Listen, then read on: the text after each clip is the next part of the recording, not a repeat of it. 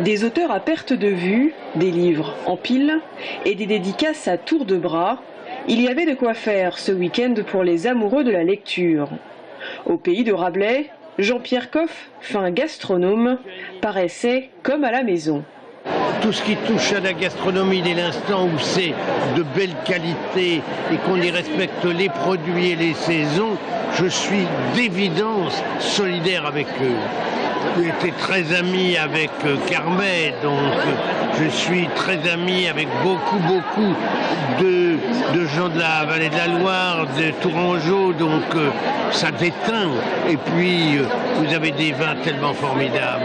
Ses fans, elles, étaient tout aussi ravies. C'est toujours un plaisir donc de rencontrer quelqu'un de la grande gastronomie, quelqu'un de connu comme Jean-Pierre Coff, qui sait défendre justement la gastronomie française. Tout en écrivant, tout à fait, oui. C'est pour ça qu'on achète ses livres, justement. Voilà.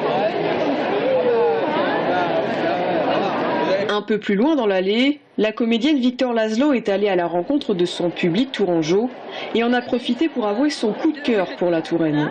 La Loire, c'est une beauté, la région est physiquement belle. La Loire et l'architecture, bien entendu. Et puis il y avait les habitués, comme Joseph Joffo, qui 41 ans après la sortie de son roman « Un sac de billes » fascine toujours autant. Petite fleur, tu l'arroseras une fois par semaine. Et le petit Jojo, tu sauras que c'est moi. Hein, voilà. Je suis plutôt venue parce qu'au collège, j'ai apprécié le génocide juif, je voulais m'intéresser plus à ça. Et donc j'ai vu le sac de billes et je l'ai acheté parce que ça m'intéressait. Certains auteurs très attendus comme Michel Alliot-Marie, Laurent Deutsch ou encore Irène Frein n'étaient pas présents à cause de la grève SNCF. Et même si le chapiteau n'a pas désempli du week-end, la déception était grande pour les organisateurs. Même si on a une grande déception au cœur, on est quand même satisfait. Il y avait beaucoup de public, le chapiteau était plein d'auteurs. Sur 260, s'il en manque une trentaine, eh bien ça se voit un petit peu moins.